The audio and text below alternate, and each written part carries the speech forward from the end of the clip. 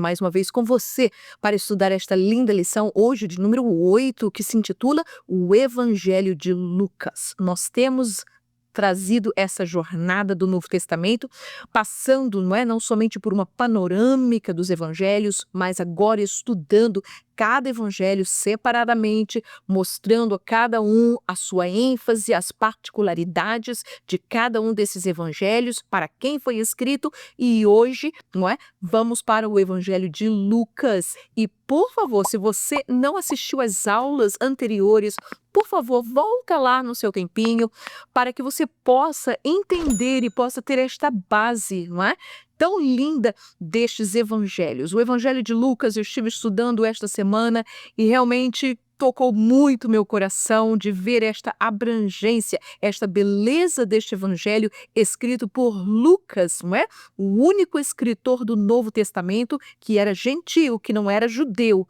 Portanto, hoje nós estaremos estudando sobre ele. Amém? Se você está preparado, então vamos lá embarcar nesta jornada, mas não esqueça, se esta é a sua primeira vez aqui, coloque, inscreva-se no canal, coloque as notificações para que você possa receber, mas também não esqueça de compartilhar este vídeo. Talvez você conheça algum outro professor de escola dominical, talvez não seja nem professor de juvenis, mas que talvez será de bênção para ele, porque nós estamos estudando a Bíblia Sagrada. Amém? Portanto, olha aí, vamos então começar no Evangelho de Lucas para o dia 25 de maio de 2025, a nossa lição número 8, e o nosso texto áureo está em Lucas capítulo 24, versículo 49. Hoje, especialmente porque estamos falando deste evangelho, nós estaremos nos detendo nos versículos todos no evangelho de Lucas, amém? Inclusive o nosso texto áureo, que diz o quê? E eis que sobre vós envio a promessa de meu Pai, ficai, porém, na cidade de Jerusalém, até que do alto sejais revestidos de poder. Lucas 24, 49. Também a nossa leitura bíblica, que apesar de nós não a fazermos aqui, você poderá fazer com os seus alunos, está em Lucas capítulo 1, do verso 1 ao 4, e Lucas 24, do 39 ao 50. Como de costume, nós separamos e nós dividimos o nosso roteiro em 3 tópicos, falando sobre o Evangelho de Lucas, um evangelho impactante. Lucas, um evangelho abrangente, e Lucas, um evangelho poderoso. E nós vamos saber por que esses 3 tópicos, amém?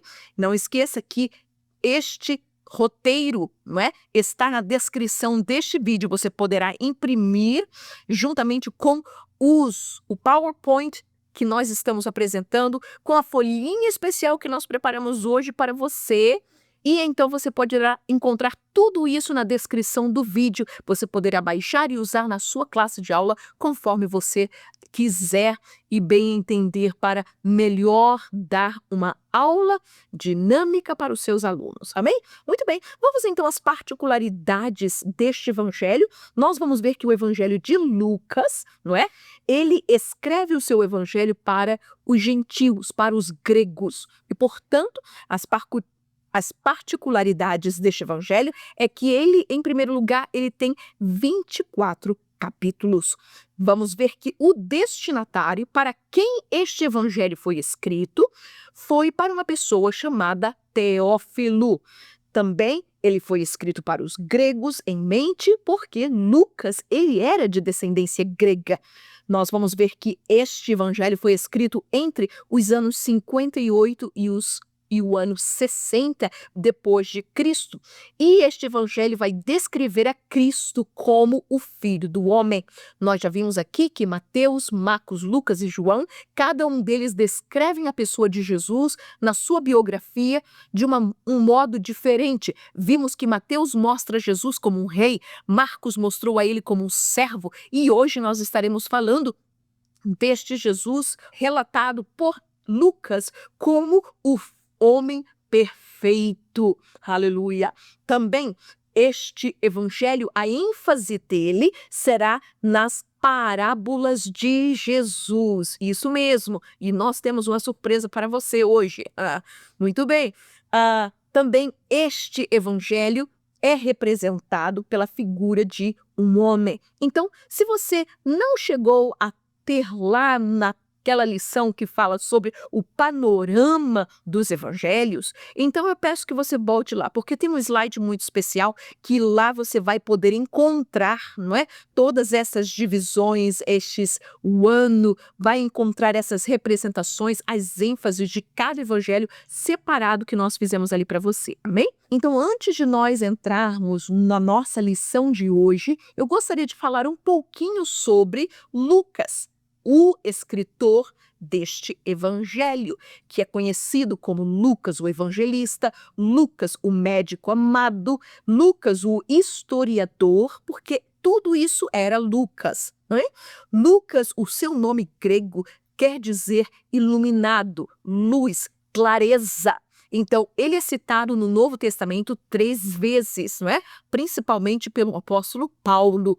Vamos ver também que Lucas, ele era de origem grega, como nós já falamos, ele era médico, era historiador, era um pesquisador e, segundo a tradição cristã, ele nasceu na cidade de Antioquia da Síria. Vamos ver que Lucas, ele também foi um cooperador, foi discípulo cooperador do apóstolo Paulo. E ele uniu-se a Paulo na cidade de Troas, quando Paulo estava na sua segunda viagem missionária, seguindo então para a Macedônia, não é? Aonde eles chegaram lá em Filipos. Aquela igreja em Filipos foi colocada, foi fundada. E quem foi que ficou ali para poder ajudar aqueles irmãos? Exatamente, foi o médico Lucas, o irmão Lucas, o evangelista Lucas. Ele permaneceu em Filipos após o fundamento daquela igreja e ele volta a acompanhar a Paulo no fim da sua terceira viagem missionária. Se nós lermos o livro de Atos dos Apóstolos, nós vamos encontrar ali que Lucas, ele acompanha ao apóstolo Paulo quando ele sai de Cesareia e ele é levado para Roma. Durante aquele naufrágio que acontece com ele no meio do caminho, nós vamos ver que Lucas estava ali e também ele permaneceu com ele na sua prisão domiciliar.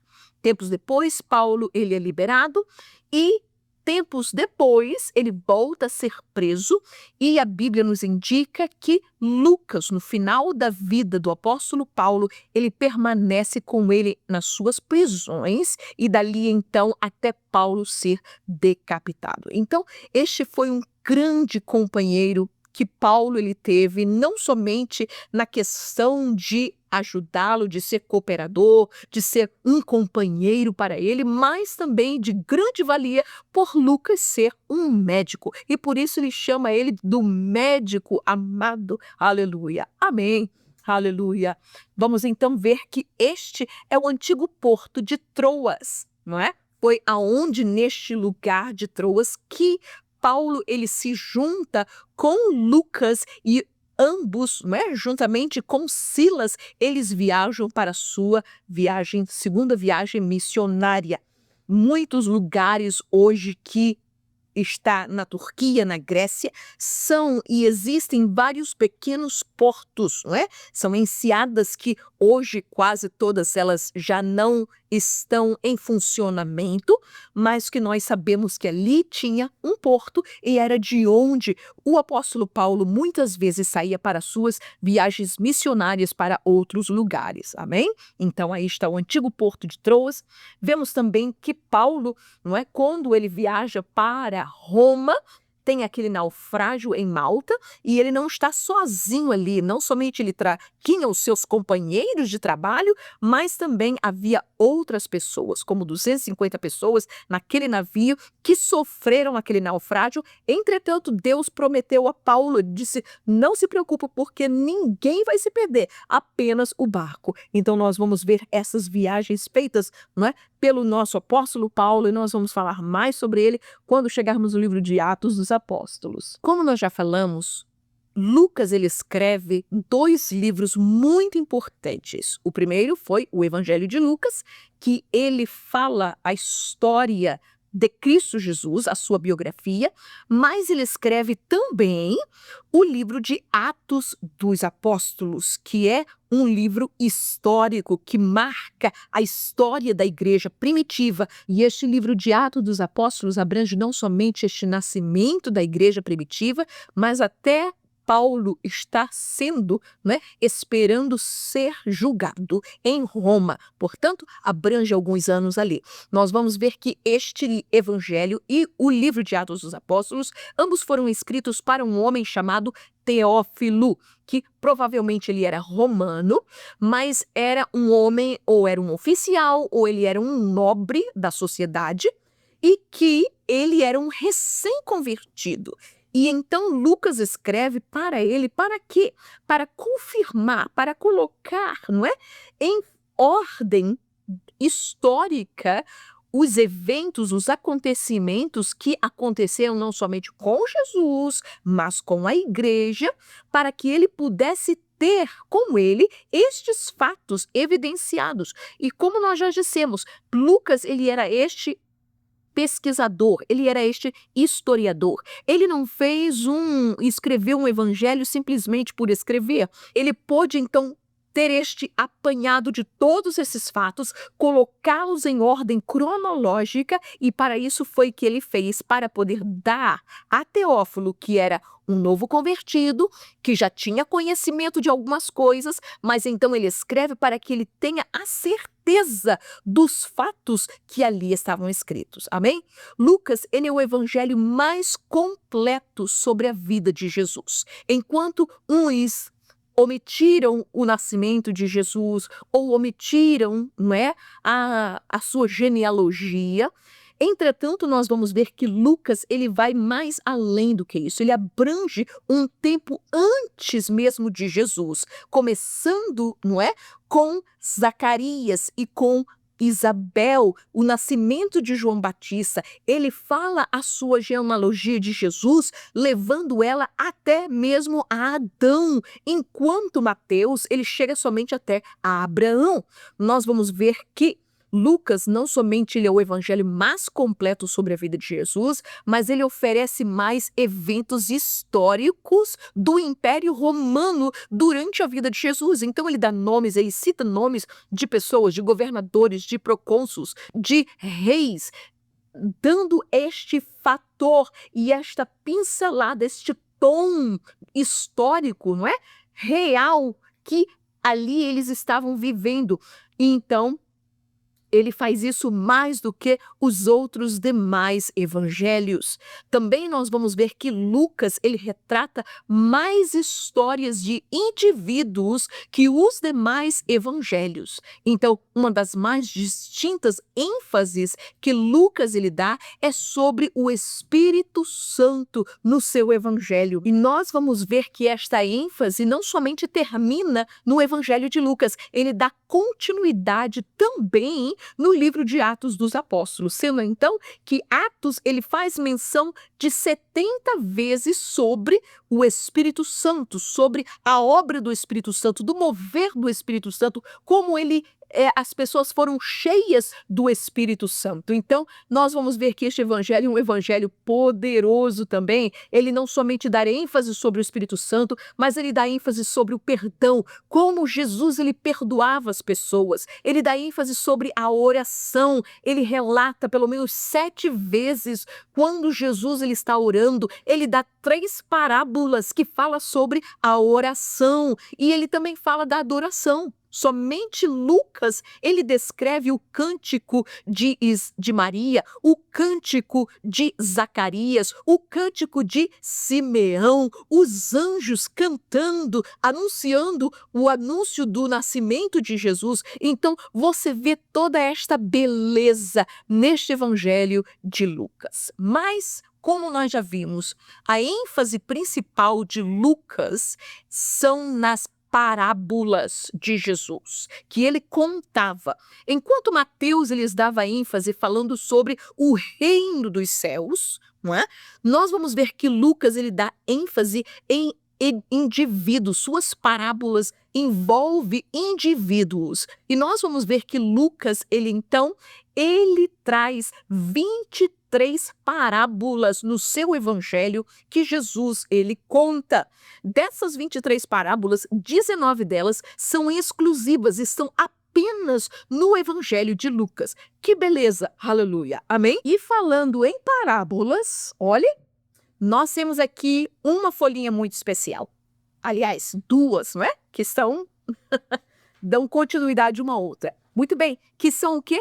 As parábolas de Jesus. Aqui estão 51 parábolas que Jesus ele relata nos evangelhos. Na primeira coluna nós temos o evangelho de Mateus, Marcos, Lucas e João, sendo então Lucas a pessoa que dá mais ênfase, ou seja, existem mais parábolas em Lucas do que em qualquer outro dos demais evangelhos. Então aí está para você, não é? Para o seu estudo particular, para se você quiser distribuir com seus alunos, e assim está na descrição deste vídeo também todas as 51 parábolas de Jesus para você usar. Amém? E como nós dissemos nessas parábolas de Lucas, ele dá muita ênfase, principalmente parábolas que envolvem pessoas, porque isto era Lucas. Lucas, ele tinha este carinho, este amor pela sua profissão, não é por ele ser médico. Não somente ele era detalhista nos eventos, o que ele escrevia com mais detalhes,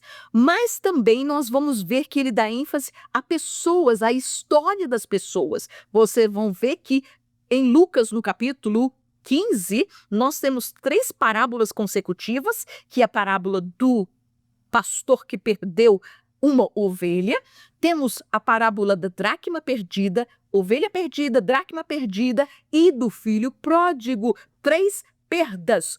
Um perdeu uma ovelha, uma perdeu uma moeda e outro perdeu um filho. Mas o que é que acontece em todas 3 é que eles encontram novamente aquilo que foi perdido e existe uma alegria e compartem com as pessoas sobre a recuperação daquilo que estava perdido.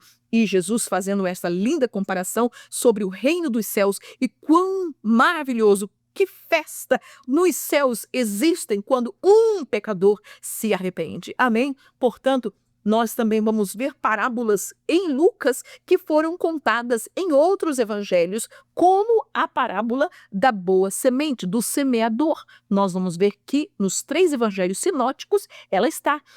Parte daquela semente caiu à beira do caminho, outra caiu em pedregais, outra caiu, não é, sobre os espinhos e outra caiu em boa terra. Então, essas são as diferentes parábolas. Vamos então ao nosso roteiro de hoje, começando com Lucas, um evangelho impactante. Impactante por quê? Pela oração, pela adoração, pelo perdão. 3 temas muito importantes que são trabalhados e que são evidenciados no evangelho de Lucas, amém?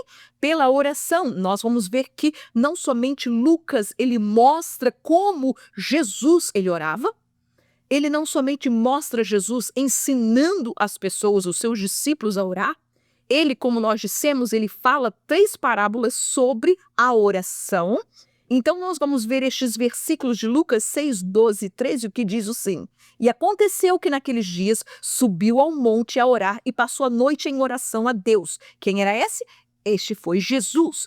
Muitas vezes, Jesus ele saía do cotidiano e ele ia para o monte orar. Ele ia para um lugar isolado orar. Ele ia separado das pessoas para orar sozinho com Deus. Algumas vezes orava com seus discípulos, outras vezes orava ele sozinho. Amém?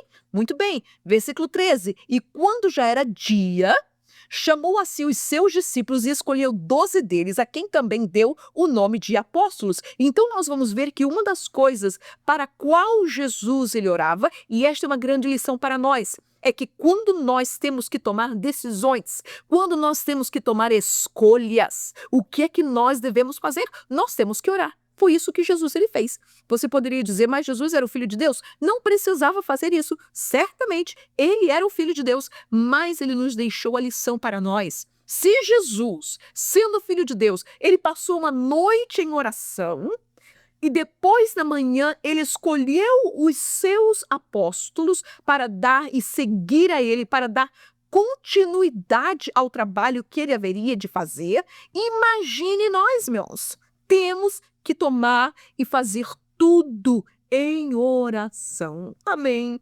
Aleluia. Portanto, Lucas 9, 28, olha aí. E aconteceu que quase 8 dias depois dessas palavras, tomou consigo a Pedro, a João e a Tiago e subiu ao monte a orar. Jesus não somente orava sozinho, Jesus orava com seus discípulos, mas Jesus algumas vezes levou 3 dos seus discípulos que era mais chegado a ele. Quem era? Pedro, Tiago e João, não é? E então subiu ao monte a orar. E ele disse, estando ele orando, transfigurou-se a aparência do seu rosto e as suas vestes ficaram brancas e muito resplandecentes. Este foi o evento da transfiguração de Jesus. E nós vamos ver que isto aconteceu no Monte Tabor. O Monte Tabor, que está no lado leste do Vale de Gisriel, perto, né, na região da Galileia. Este monte tem 575 metros, não é? E então nós vamos ver que foi no cume deste monte, segundo a tradição, que Jesus ali com seus discípulos, ele se transfigurou, ou seja, a sua aparência, tudo, não é? E aonde aparece Moisés e Elias com ele ali. Muito bem. Então nós vamos ver que Jesus ele orava. E quando chegou àquele lugar, disse-lhes, orai para que não entreis em tentação. Olha aí. A linda lição que Jesus ele dá aos seus discípulos e ele dá a cada um de nós. Qual é a maneira, como é que nós podemos evitar de entrar em tentação? O que é que nós podemos fazer para poder não entrarmos na tentação? Nós não podemos parar o diabo de tentar-nos. Nós não podemos parar das pessoas serem usadas pelo inimigo para nos fazer tentar. Mas uma coisa é nós passarmos e sermos atingidos, sermos tentados, mas a outra coisa muito importante que Jesus ensina aqui é de eu, Vânia, com os meus pezinhos, entrar na tentação, abrir a brecha para entrar na tentação. E para isso Jesus ele disse, se nós não quisermos que isso aconteça, então, disse-lhes, orai para que não entreis em tentação. Temos que viver. E meus queridos, a igreja do Senhor Jesus Cristo, ou como nós precisamos orar. Como nós precisamos voltar ao altar da oração. Tantas pessoas, nem mesmo, irmãos, para comer, para poder agradecer a Deus, já não querem mais orar. Ai, esqueci. Ai, comi, estava com tanta fome. Meus queridos, ensine aos seus alunos que eles, como nós, precisamos, é questão de vida ou morte espiritual. Temos que viver uma vida de oração. Amém. Aleluia. E Lucas nos mostra esta verdade. Mas também este evangelho é impactante, por quê? Porque ele dá ênfase à adoração, ele dá ênfase à glória, o louvor a Deus por tudo aquilo que o Senhor Deus tem feito. Aleluia. Quão belo é quando o crente em tudo, possa louvar a Jesus, possa adorar a Jesus, ser agradecido a Ele. Lembra daquela cura, não é, que Jesus ele fez de 10 leprosos? Quantos foi que voltaram para agradecer? 1. E este vai o quê? Samaritano. E Jesus disse, mas eu não curei 10? Por quê? Somente 1 voltou para agradecer. Meus queridos, é uma realidade. Amém? Disse então Maria, olha aí, a oração, a adoração de Maria. A minha alma engrandece ao Senhor e o meu espírito se alegra em Deus, meu Salvador. Por quê? Porque viu a baixeza da sua serva. Aleluia! Oh, meus queridos, que possamos a cada dia possamos adorar ao nome do Senhor, louvar ao nome do Senhor. Não é somente cantar e ficar ouvindo música cristã, não, mas é adorar ao Senhor, é aquele sacrifício de louvor que sai de dentro de nós diante do nosso Deus. Quantos chegam na igreja e enquanto a igreja está louvando, sua boca está fechada, não canta, não adora, não dá glória a Deus, não dá um amém, não dá um aleluia. Irmãos, isso não ficou fora de moda, não. Aleluia, glória a Deus é para a igreja de Jesus, é para a igreja pentecostal, é para a igreja que aonde nós sentimos e temos o poder de Deus sendo manifestado em nossas vidas, aleluia. Amém? Glórias a Deus. Lucas 2:13, e no mesmo instante, olha aí, apareceu com o anjo uma multidão dos exércitos celestiais, louvando a Deus e dizendo, apareceu em Belém, aqueles anjos que vieram trazer a mensagem da anunciação do nascimento de Jesus para os pastores em Belém, que não estavam no campo, na vigília da noite, cuidando das suas ovelhas. Deus reserva um coral, oh meu querido, e não é coral de câmara, de orquestra sinfônica, muito melhor do que isso, seres angelicais que vieram para louvar e adorar ao nome do Senhor, aleluia, dizendo que eles aparecem diante aos anjos que estavam em Belém, dizendo glória a Deus nas alturas, paz na terra, boa vontade para com os homens. Você pode imaginar a voz dos seres angelicais cantando esta melodia, este hino, louvando ao nome de Jesus. Aleluia! Olha aí, no campo dos pastores, ainda hoje, né? É chamado assim o campo dos pastores em Belém, aonde é o local, segundo a tradição, que os anjos apareceram àqueles pastores e ao ouvirem aquela mensagem, eles foram direto correndo para Belém para ver aonde havia nascido, aleluia, aquele menino, glórias a Deus. Lucas 2:28, agora foi Simeão, mas nós vamos ver que também a Bíblia, Lucas registra o cântico de Zacarias. Amém? Ele então o tomou em seus braços e louvou a Deus e disse: agora, Senhor, pode despedir em paz o teu servo segundo a tua palavra. Oh, glorificando a Deus com cânticos, com adoração. Quanto nós precisamos louvar a Deus, adorar a Deus. Quantas vezes nós estamos envergonhados. Oh, muitas vezes as pessoas têm uma ótima e linda voz, mas não querem cantar para Jesus. Cantam na rua, cantam em qualquer lugar, cantam na escola, cantam no seu trabalho, músicas que o mundo está cantando. Mas quando é para cantar um hino de louvor a Deus, ficam acanhados. Aqui eu não posso cantar, aqui eu não posso fazer isso. Quem disse? Se o mundo pode cantar as suas músicas malignas, adorando muitas vezes a Satanás, por que que nós, crentes, não podemos adorar ao Rei dos Reis e Senhor dos Senhores, ao Deus que nos deu vida, ao Deus que nos deu a salvação, ao Deus que nos deu tudo para nós? Aleluia! Amém! Glórias a Deus, mas o Evangelho de Lucas é um evangelho impactante. Por quê?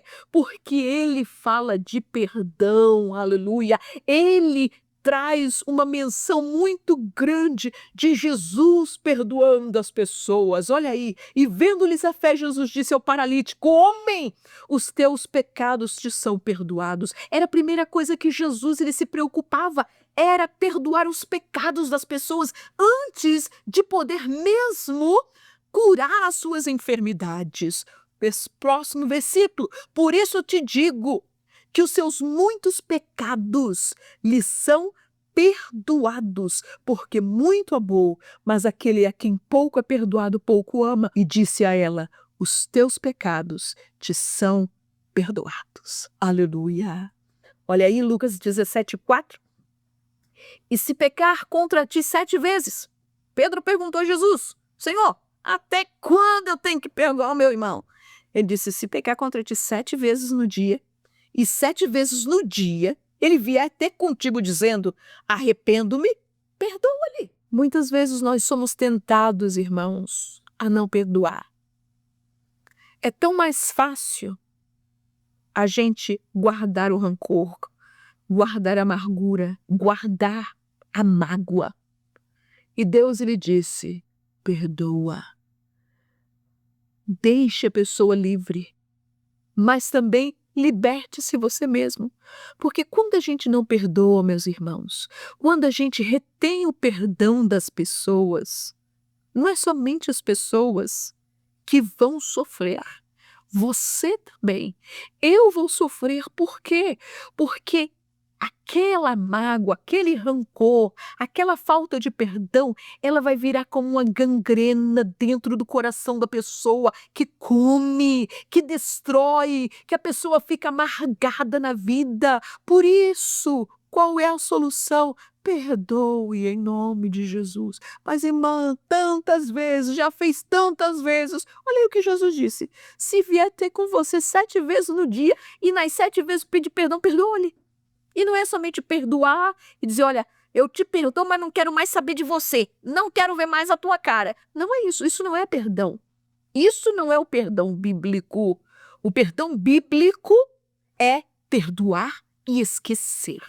Ah, mas quantas vezes nós perdoamos, mas lá dentro fica escrito na agenda. Cada vez que a pessoa tenta ou faz alguma coisa, não chegou nem a errar, já lá dentro na sua consciência já está clamando, já está dizendo: olha, eu sabia, tá pegando fogo, aqui o negócio vai ficar ruim, eu sabia. Isso não é perdão. Perdão é esquecer, é fazer como Jesus fazia, é como Jesus faz. Ele lança os nossos pecados no mar do esquecimento e dele não se lembra mais. Amém. Aleluia. Mas é um evangelho abrangente. Lucas é um evangelho abrangente. Por quê? Porque não somente ele alcança os necessitados, ele alcança os doentes, ele alcança os marginalizados. Em todos os lados, nós vamos ver a abrangência, Jesus alcançando as pessoas que tinham necessidade, alcançando as pessoas que estavam doentes, alcançando as pessoas que eram marginalizadas. Oh, a essa Jesus amava com grande amor. Ele disse: eu vim, aleluia, para buscar e salvar os que se haviam perdido. Eu vim para os doentes e não para os sãos, aleluia. Mas vamos lá ver, alcançando aos necessitados. Lucas 7, 12, 13, o que é que nos diz? E quando chegou perto da porta da cidade, eis que levavam um defunto filho único de sua mãe, que era viúva, e com ela ia uma grande multidão da cidade. Ou a viúva de Naim, uma mulher necessitada, mas que quando Jesus chega na porta da cidade, um grupo que vinha com a morte e o outro que vinha com a vida, e a vida e a morte se encontram na porta da cidade de Naim. E o que é que acontece? Vamos lá ver. E vendo o Senhor, moveu-se de íntima compaixão por ela, e Jesus disse-lhe a ela: não chores. Não chores. Somente Jesus pode fazer isso. Somente Jesus pode ver uma mulher viúva, desesperada, desamparada, e agora indo para o cemitério enterrar seu filho. E Jesus para aquela procissão daquele funeral, e Jesus diz e tem a coragem de dizer para aquela mulher: não chores, não chores. Não chores, meu irmão, não chores, minha irmã. Para de chorar. O Deus da vida está em nós. Maior é aquele que está em nós do que aquele que está no mundo. E Jesus tocou naquele jovem, tocou no esquife e trouxe ele para a vida. Aleluia. Mas olha, outra pessoa que tinha muita necessidade. Eu amo a história deste homem gadareno, aleluia, que a história nos diz, Lucas, ele tão propriamente, ele nos descreve a situação que andava este homem gadareno. Olha aí o que ele escreve, e saíram a ver o que tinha acontecido e vieram ter com Jesus, acharam então o homem de quem haviam saído os demônios, vestido em seu juízo, sentado aos pés de Jesus, e temeram. O que foi que aconteceu? Este homem que nós acabamos de ver, o gadareno, que nem nome a Bíblia nos diz, o gadareno. Um homem que vivia nos cemitérios, um homem que andava com grilhões, um homem que estava sempre todo cortado, porque os demônios afligiam, o faziam, tiravam, faziam com que ele pudesse, né, se matar, tirar sua vida, se molestar a ele próprio, cortar-se a ele mesmo. Um homem em que era o terror da cidade de Gadara. Ninguém queria passar por perto. E a Bíblia nos diz que Jesus ele chega na outra banda daquele mar da Galileia e vai ter ali, simplesmente para encontrar com aquele homem, aleluia, porque Jesus ele visa as necessidades das pessoas. Você pode imaginar, meus queridos, cruzar o mar da Galileia inteiro somente para encontrar este homem que estava neste estado, possuído, endemoniado. Oh, aleluia! Que a Bíblia diz que vivia nu, que vivia urrando pelas montanhas. Que estado crítico espiritual deste homem! E Jesus chega naquele lugar. Oh, e os demônios vêm para ele. E Jesus apenas pergunta qual é o teu nome. Ele disse legião, porque somos muitos. E Jesus expulsa aqueles demônios da vida daquele homem.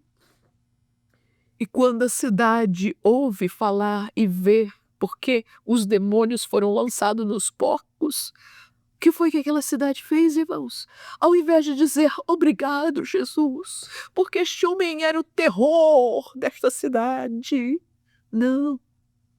Ficaram mais preocupados com os porcos, com o dinheiro, com a perda financeira, do que com aquela vida que foi liberta por Jesus.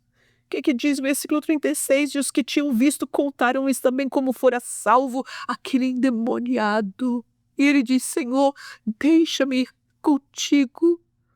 E Jesus disse, não, meu filho, vai para os teus, vai para a tua casa e conta as beneficências, o que Deus ele fez por você. Aleluia.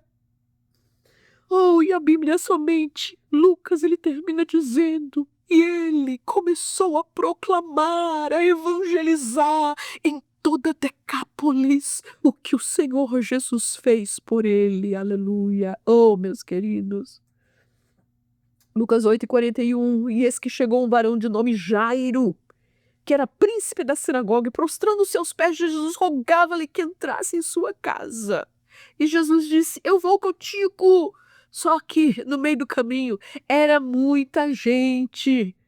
E de repente, quando aquela mulher que tinha um fluxo de sangue, né, entrou pelo caminho dizendo Senhor, e tocou e parou. Você pode imaginar Jairo, naquele desespero, a filha, a Bíblia diz que ela estava a ponto da morte. Jairo vai lá, consegue ter esta palavra com Jesus, vamos na minha casa. Jesus decide sim, vamos. E agora aquela mulher que por 12 anos sofria um fluxo de sangue, parou a multidão, parou o caminho, parou a caminhada de Jesus. E que interessante, uma jovem com 12 anos em casa, doente à beira da morte, e uma senhora que por 12 anos, ou seja, toda a vida daquela jovenzinha filha de Jairo, era o tempo em que aquela mulher estava enferma e tinha gastado tudo. E quando as pessoas chegaram até Jesus e até Jairo, elas disseram para Jairo, Não incomode mais o mestre, a tua filha morreu. E Jesus diz para ele: crê somente. Aleluia. Crê somente. Glórias a Deus. Mas não somente Jesus alcança os necessitados, este evangelho abrange também alcançando os doentes. Você pode ver a massa de pessoas doentes que seguiam, que queriam tocar a Jesus, que se arrojavam em Jesus para poder serem curados. Lucas 4,40, e ao pôr do sol, todos os que tinham enfermos de várias doenças, lhes traziam e impondo as mãos sobre cada um deles, os curava. Jesus curava os enfermos e Lucas, como nenhuma outra melhor pessoa, dava detalhes da cura dessas pessoas. Olha aí, a Bíblia nos diz sobre esta mulher que ela estava encurvada. Não era somente porque ela tinha um problema de coluna, não. É porque a Bíblia diz que ela tinha um espírito de enfermidade e que andava encurvada. Olha aí, e eis que estava ali uma mulher que tinha um espírito de enfermidade, havia já 18 anos e andava curvada e não podia de modo algum endireitar-se. E vendo a Jesus, chamou-a a si e disse-lhe: mulher, estás livre da tua enfermidade. E o espírito de enfermidade saiu e a mulher se endireitou. Aleluia! Olha aí outro exemplo. E entrando numa certa aldeia, saíram-lhe ao encontro 10 homens leprosos, os quais pararam de longe, porque leproso não podia chegar junto das pessoas, eles viviam separadamente. Mas o que diz? E ele, vendo-os, disse-lhes: ide e mostrai-vos aos sacerdotes. E aconteceu que, indo eles, ficaram limpos, somente pela palavra de Jesus. Jesus não chegou a tocá-los, Jesus não chegou lá junto deles. Jesus, de longe aonde estava, disse: ide ao sacerdote e apresentai-vos diante dele. E quando eles saíram, eles foram curados. E quando eles descobrem-se que foram curados, então é quando um samaritano que havia sido curado voltou novamente para poder agradecer a Jesus. Amém. Aleluia. Mas este evangelho abrangente alcança quem?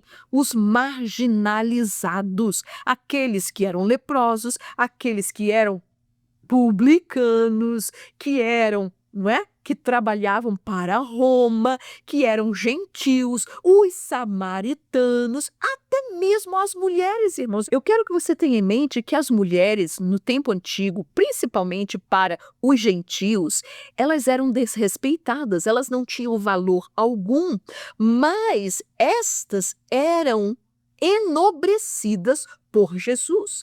E Lucas, mais do que qualquer outra pessoa, Lucas, ele 43 vezes, ele menciona mulheres no seu evangelho. Ele dá uma conotação. Ele fala de Maria, ele fala de Marta, ele fala de Maria Madalena, ele fala de Ana, ele fala de Isabel, ele fala de Joana, ele fala de Susana, ele fala das outras Marias, ele fala da mulher que era pecadora. Então, Lucas, no seu evangelho, ele dá uma ênfase a todas essas pessoas que eram marginalizadas pela sociedade, mas que essas pessoas, diante de Jesus, elas tinham um valor tremendo. Que lição para as nossas vidas, que lição para os seus alunos, ou neste mundo, né? Nessa idade deles, em que muitas vezes eles ou sofrem o bullying, ou muitas vezes também podem ser eles fazendo bullying em outras pessoas. Quão importante é mostrar esta verdade, ensinar esta lição, que todos nós, diante do nosso Deus, temos um valor tremendo, que ninguém é melhor do que ninguém, aleluia, que ninguém pode pesar a outro porque pensa que é alguma coisa na sua vida, aleluia. Olha aí o que a Bíblia diz: eu não vim chamar os justos, mas sim os pecadores ao arrependimento. Quantas vezes os fariseus diziam: este é pecador, este aí... Jesus não contou aquela parábola do rico e do publicano? Eu não sou como este publicano. Pensava ele que era alguma coisa melhor, por causa do seu status, por causa da sua nacionalidade, por causa da sua família, por causa de uma coisa, por causa do seu emprego, por causa do seu status. Oh, irmãos, tanta besteira, tanta superficialidade em que as pessoas se acham maiores do que a outra porque eu sou isso ou porque eu me chamo fulano de tal. E daí? E daí? Eu me chamo Vânia da Silva, sou filha de Deus, aleluia. Eu posso não ser ninguém, posso não ser reconhecida por ninguém, mas aos olhos do meu Deus eu sou importante, eu sou criatura e eu sou filha dele, aleluia, serva dele. Aqueles, e Jesus disse, eu vim chamar exatamente aos marginalizados, eu vim para os pecadores, aleluia. Olha aí, outra mulher, a mulher pecadora, que chega na casa de Simão, vem por detrás, e a Bíblia diz que ela derrama unguento nos pés de Jesus. E enxuga com seus cabelos, enquanto todo mundo está falando mal, está murmurando. Oh, se Jesus soubesse quem era essa, não deixaria, ele verdadeiramente não é profeta. Por quê? Porque uma mulher pecadora, uma mulher que não tinha valor, uma mulher desmoralizada, uma mulher taxada, uma mulher que não, aos olhos das pessoas, não tinha valor algum. E Jesus lhe disse, filha, os teus pecados te são perdoados. Aleluia. Ele dizia isso que uma mulher da cidade, uma pecadora, sabendo que ele estava à mesa em casa do fariseu. Olha só na casa de quem é que essa mulher foi se meter? Na casa do fariseu. Levou um vaso de alabastro com unguento e estando por detrás aos seus pés. Talvez ninguém estava vendo, mas ela veio de mansinho e chorando começou a regar-lhe os pés com lágrimas e enxugava-lhes com os cabelos da sua cabeça e beijava-lhe os pés e ungia-o com unguento. Aleluia! E Simão disse, se ele soubesse que era essa mulher, não deixava ela fazer isso, ele realmente, ou seja, julgando a Jesus pelo ato de agradecimento, de amor dessa mulher por Jesus. E Jesus fala para ele, disse, Simão, eu cheguei na tua casa, tu não me deste água para lavar os meus pés, e esta mulher não cessa de lavar meus pés com as suas lágrimas. Eu cheguei na tua casa, tu não me deste um beijo, e esta mulher não cessa de beijar os meus pés. Eu cheguei na tua casa, tu não colocaste perfume em mim, mas esta mulher não cessa de derramar este unguento sobre os meus pés. Aleluia! Deixem-a, deixem-a. Porque ela, os seus pecados foram perdoados. Amém. Aleluia! E também, olha aí, Lucas 8:2, algumas mulheres que haviam sido curadas de espíritos malignos de enfermidades. Maria, chamada Madalena, da qual saíram 7 demônios. Irmãos, estas mulheres estavam seguindo a Jesus, e não somente isso, ele disse, Joana, mulher de Cusa, procurador de Herodes. Olha aí, não era uma qualquer mulher. E Susana e muitas outras que o serviam com suas fazendas, que davam dinheiro para poder sustentar o ministério, a vida, o serviço de Jesus.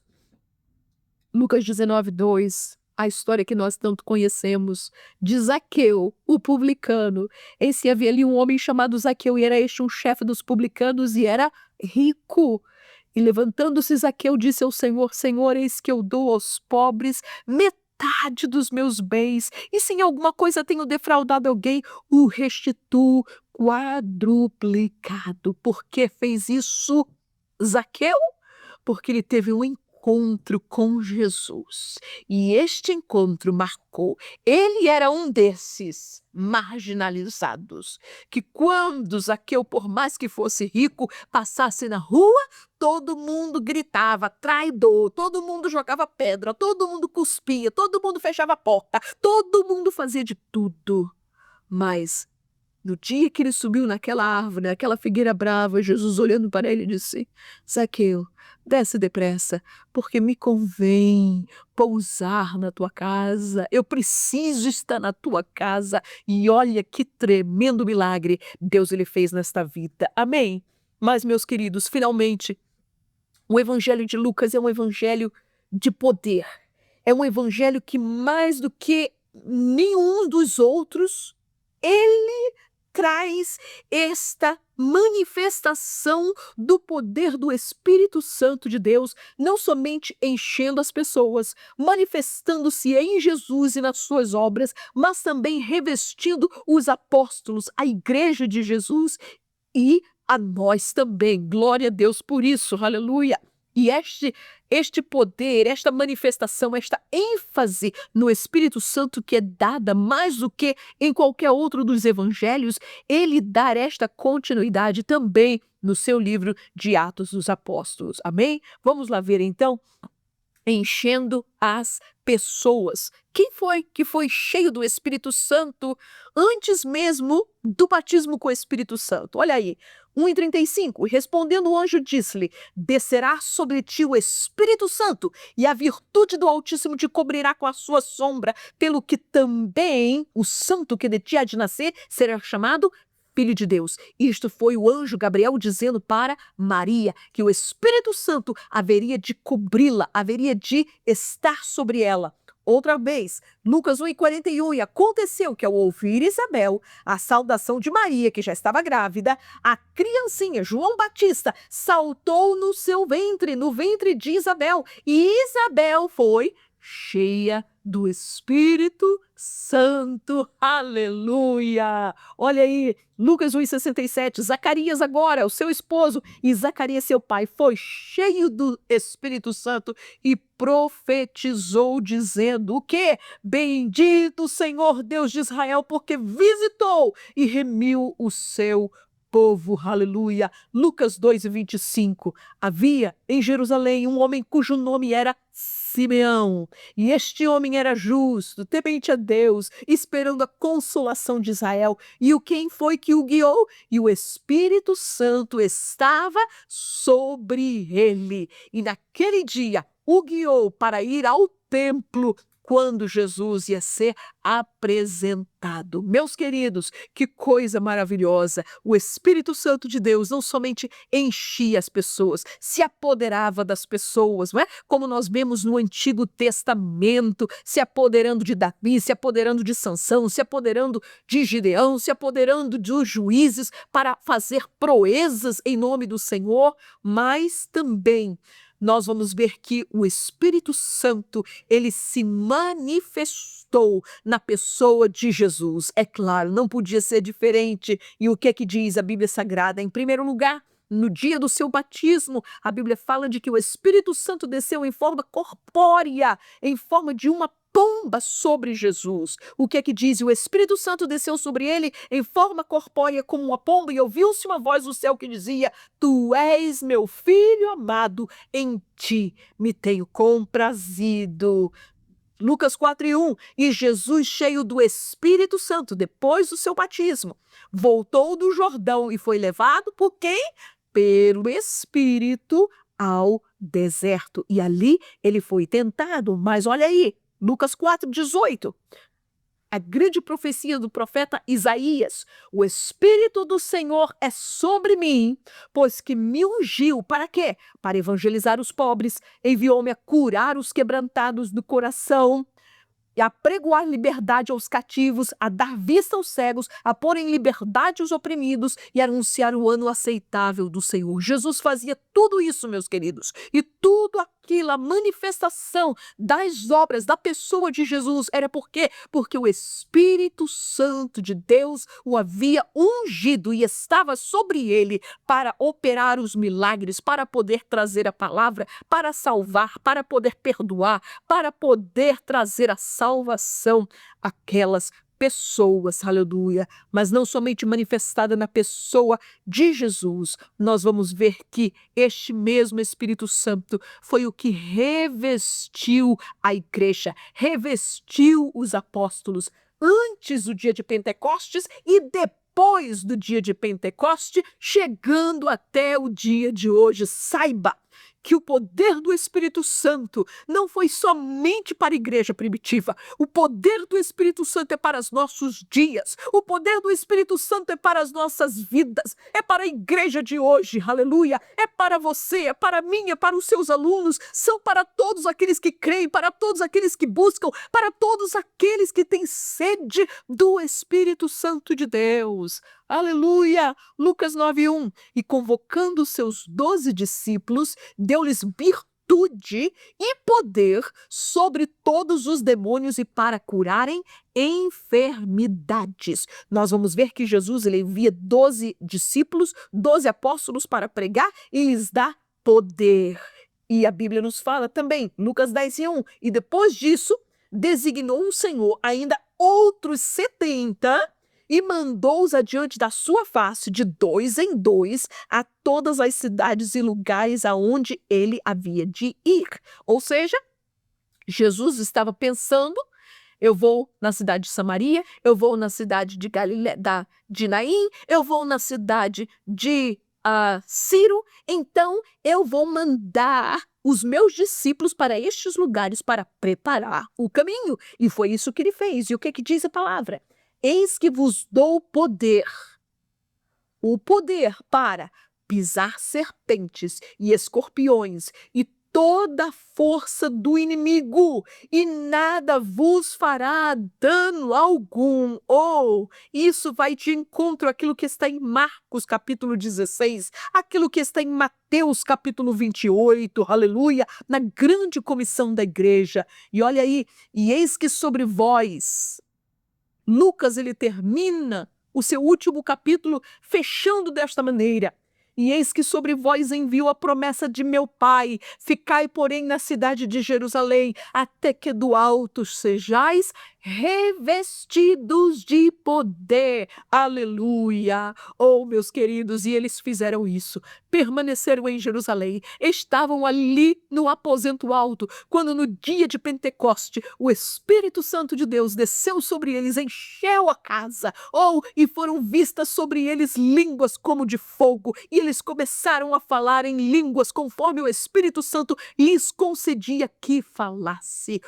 E isso não morreu como a igreja primitiva, isso é para hoje, isso é para nós, aleluia, que você possa orar pelos seus alunos para que eles possam buscar o poder do Espírito Santo, serem batizados com o Espírito Santo e que eles possam ser revestidos deste poder glorioso que revestiu a Jesus, que revestiu os apóstolos, que revestiu as almas, aleluia, e até o dia de hoje continua revestindo a nós, aleluia. Que o Senhor Jesus te abençoe poderosamente, que te dê uma classe abençoada sobre o Evangelho de Lucas, o médico amado, mas este Evangelho que é impactante, abrangente e poderoso para a glória do nome do Senhor. Que Jesus te abençoe. Amém.